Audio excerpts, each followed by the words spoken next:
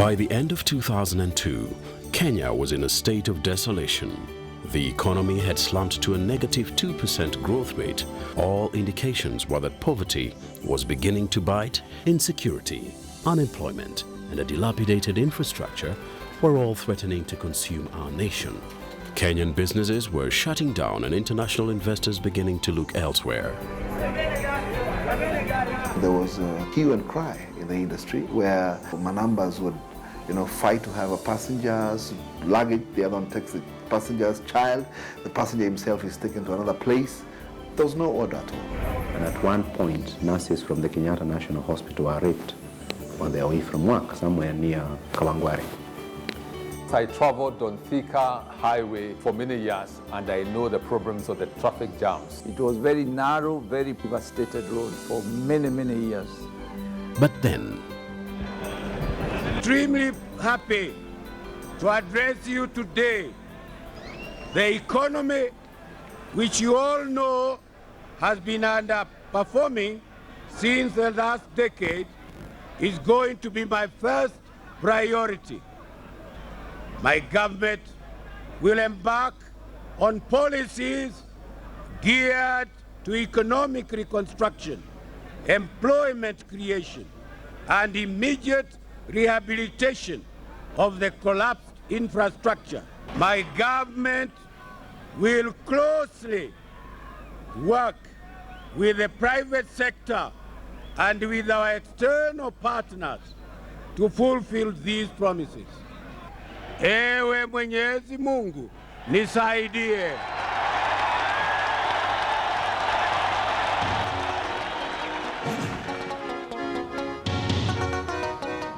Since 2002, there has been a radical transformation to the Nairobi skyline.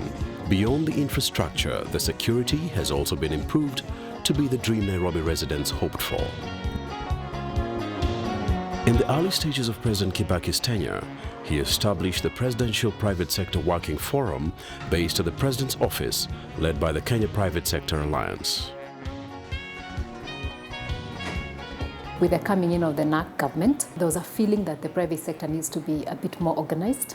Not only to be organized, but to participate and be a partner in economic recovery strategy that the government was going to start implementing. And so they challenged the private sector and asked them to organize themselves into an organization that they could speak to with one voice, even as they engage the sector organizations on sectoral issues. And that's how Kenya Private Sector Alliance came into being in 2003. During that period, we were discussing what they wanted to do. And it was very fluent in their own way what they wanted to do, how they wanted to change the path, the way we had run 24 years with the Moi government. That really created a game changer in terms of the way the economy of the country was being managed. So there was now more of a participative role at that point in time compared to the previous regime, where it was more of do what we tell you as a government. Government engagement has become far more better, and this was because we had the presidential roundtables, we also had the Prime Minister's roundtables, the Speaker's roundtables, Chief Justice roundtables, where we were able to discuss and negotiate and thrash out issues together, sitting on the same side, rather than oppose each other.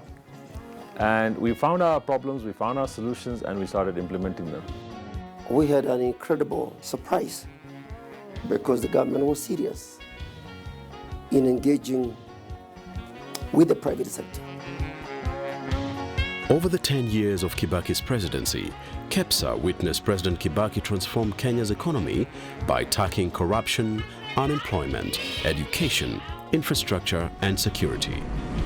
We saw massive investment in roads, we saw massive investment in ports and airports, we saw massive investment in energy generation and distribution. More importantly, we saw the great transformation of the telecommunication sector, particularly the fiber optic cable. Also the exercise of power and democratic institutions that were created, particularly the judiciary, the legislature, and of course the executive. Giving the executive independence enabled people to exercise their skills and knowledge enabling the economy to grow. The expansion of banking services to all parts of our country has led to increased access to credit, especially to micro, small and medium-sized enterprises. Increased credit facilities due to expansion of the banking sector and adoption of mobile money solutions has caused the bankable population to grow to over 20 million Kenyans that could exploit more investment opportunities. I saw better linkages between business organizations like Kenya Association of Manufacturers, Kenya Bankers Association, and KEPSA with government on a very formalized basis, in which the specific agendas government was trying to implement from an economic point of view were discussed with the business organizations, and business organizations were actually able to provide input into the process of economic reform. For us at Equity Bank, we have moved from a 200 million balance sheet company to 270 billion shilling company. Huge growth. Our number of customers have moved from 1 million customers to 7.5 million customers in just under 10 years. So that is the transformation we have seen. Hospitals generally were not accessing finance from banks. Many of them were small or owned by communities. When interest rates went down from the 30-something%, so at one time we borrowed money at 30-something%, even 40-something%, and came down to about 12-13%, it meant we could begin to invest. And that was very beneficial because we could begin to expand our infrastructure very, very significantly. And many of the providers, the hospitals, have actually doubled their capacity or even tripled their capacity. So one of the good things that did happen is that our very own president would get treatment, would seek medical assistance from local institutions. This is to show that the local health facilities, we are up to par by any international standards. 10 years ago, just 10,000 Kenyans had access to ARV drugs, compared to the current 500,000. Over 20 million mosquito nets have been distributed, while drugs for malaria, tuberculosis and HIV/AIDS are provided for free in public health facilities. All this increased access to healthcare continues to improve the health of Kenya's population and workforce, increasing productivity and reducing inactivity in the private sector. Health, education, water, sanitation, and environment are connected, and these are the main contributors to actually the world wealth and economy. So President Kibaki focused on this very, very keenly, and especially education. And this means that the people who are educated are likely to take care of themselves better, because we say prevention is always better than cure. This is going to be felt much, much later. People may not see it immediately, but you'll see a healthier nation as we go along, because we have a more educated nation. After announcing free primary education in January 2003, President Kibaki saw school enrollment being doubled, from 800,000 to 1.9 million by the time he left office. Yes, we have 150. We don't have 150, okay? Yeah! The free primary education is a game changer for this economy. 10,000 orphans had got scholarships to go to secondary school, and 1,300 Kenyan students had managed to get scholarships to go to university. An amazing support by a leader. And it's that support that made global institutions like MasterCard, USAID, DFID, KFW, to all come and team with us to scale a project that they so had the support of the government, and specifically His Excellency the President. During Kibaki's period in office, 15 new universities were launched. The number of university students grew from 75,000 in 2002 to more than 250,000 in 2012.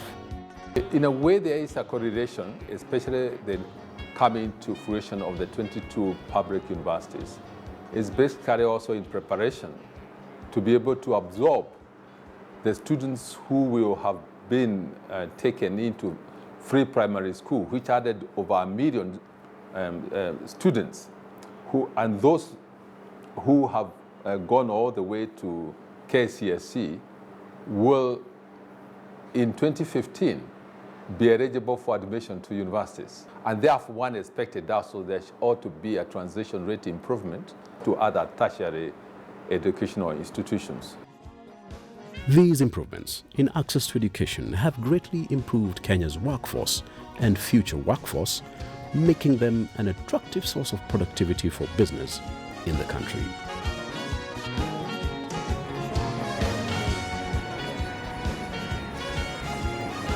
The Kenya Youth Empowerment Project, running from 2011 to 2014, is a Government of Kenya project whose overall goal is to improve youth employability in Kenya. The objective of the program is to provide training and internship to the youth in the private sector. Its first cycle of 6 months proved to be successful. As of October 2012, 71% of the youths who enrolled into the program were either in wage employment or self-employed. We have seen where the partnership between government and private sector comes in very handy. A case in point is the Kenya Youth Empowerment Program, which is a partnership between the private sector and government that has a training component focusing on core business skills, which looks at actually how to train young people on the basic skills they need to start and run their business. So in addition to that, again, we have the Youth Enterprise Development Fund that has also partnered with private sector institutions to leverage the fund and also to be able to disburse the funds. And then now what is currently being focused on the issue of affirmative action as far as public procurement is concerned, to ensure again these young people can be able to access a market to dispose their goods. So there's a multiply effect when you empower young entrepreneurs.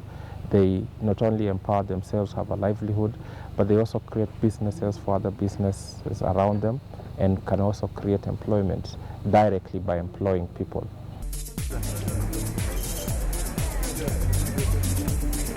In 2003, there were less than 1 million mobile phones in Kenya.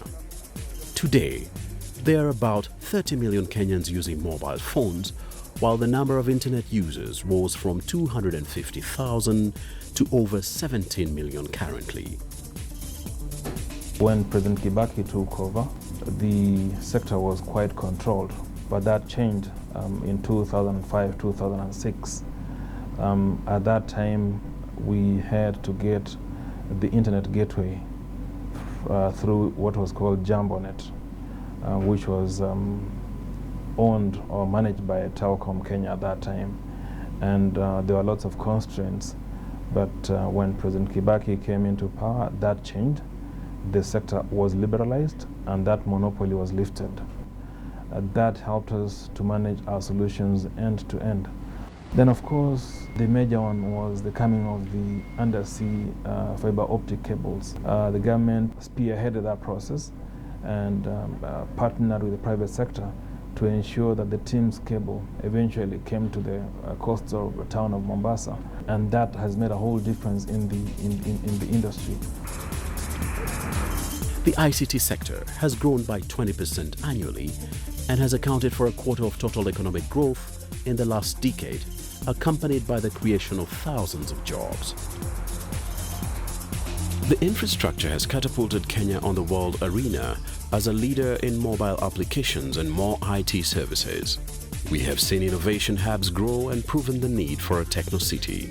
The former president had consistently supported innovation and broke ground for the Konza City project, yet again placing Kenya on the global arena as the Silicon Savannah. The idea, of course, for creating a large number of jobs in ICT, plus then a large number of jobs in supporting activities like, hotels and conference centers and transport and shops and schools and everything that has to go there, that's big thinking. You just look at all these stories about farmers connecting with markets to get information on prices, and you look at those schools that have made it their business through the boards of governors, through the community, through Harambee, through Computers for Schools Kenya, through whatever means, to at least have some way of being connected. KONSA is a clear indication that this nation is prepared to become a digital era nation. So we all must get onto it. We must train our teachers in order for them to educate our kids. And everybody, even those who didn't learn it, should go back somewhere and learn how to use the new methodology.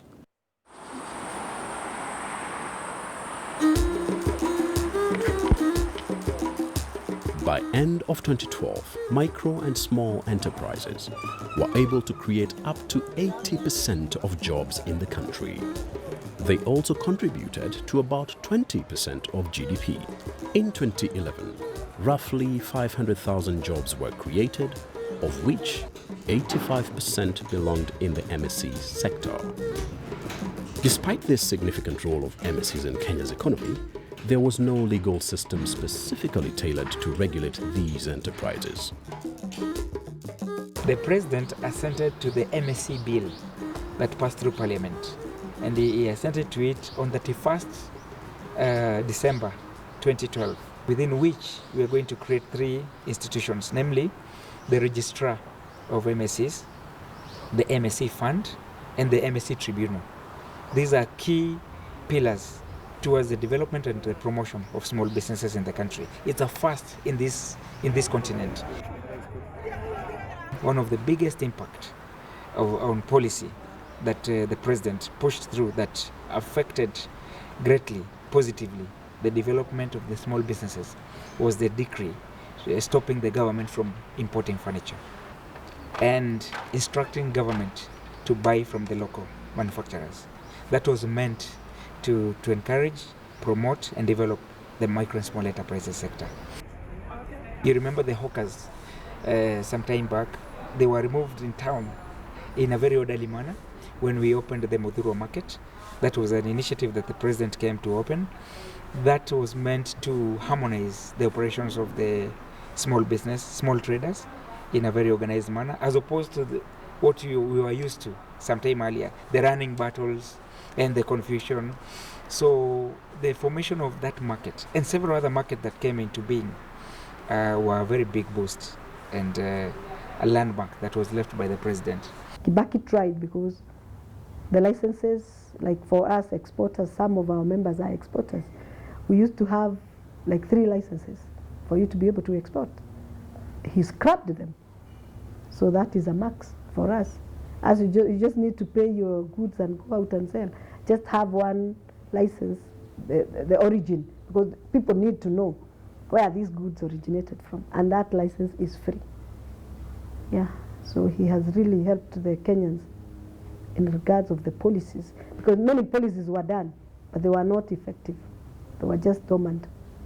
So during his tenure, we can really be proud and say he gave money to the women, he gave money to the youth, he did what Kenyans were expecting.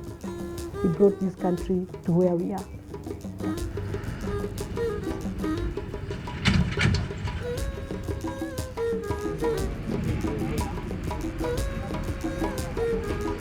President Kibaki addressed constraints in the various modes of transport by building new roads and expanding others.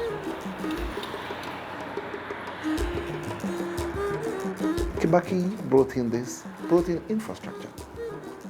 We see the roads we have, we complained of, the maintenance of our vehicles was very high, and, getting to the destination was quite, tiresome.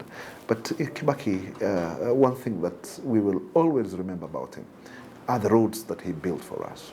Well, he's an economist, and he knows that the roads would facilitate economic activities and hence economic growth. Barabara imetusaidia sana. Sisi watu wa bodaboda tumesaidika sana. Bodaboda imekuwa mingi sana tangu hii barabara ianze. Na tunashukuru serikali ya Kibaki sana kuhusu hii barabara.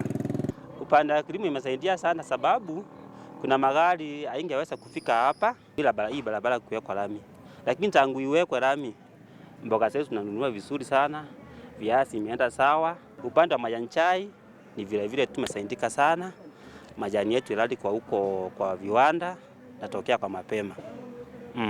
So the infrastructure, it is actually the heart of this country. There no infrastructure, no business, no economy, and no SMEs. We'll all be finished. We'll all be mugging one another in this country. Infrastructure development has been absolutely critical. One, we grow our tea and coffee inland, okay? We don't grow any tea and coffee in the coast. But the exit outlet for 95% of our produce is at the coast. So we've got to transport all our tea and coffee from the Rift Valley, from the central part of Kenya, into the coast. Now, if the infrastructure, there was a time when Mombasa Road alone was a mess. Yeah? Mombasa Road was a mess. We transport our tea and coffee using trucks. And we have found that because of the better infrastructure, the duration it takes is less, but also the cost increases that we used to face earlier, which is due to the dilapidated roads, they're not being passed on to us. So they're more stable prices for from the transporters.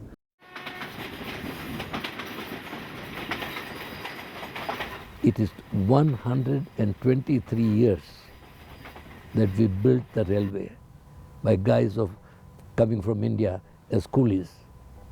123 years. And we have not done a thing until now. As Private Sector Alliance, we are very excited because this is an opportunity for the private sector to participate in rail. Magadi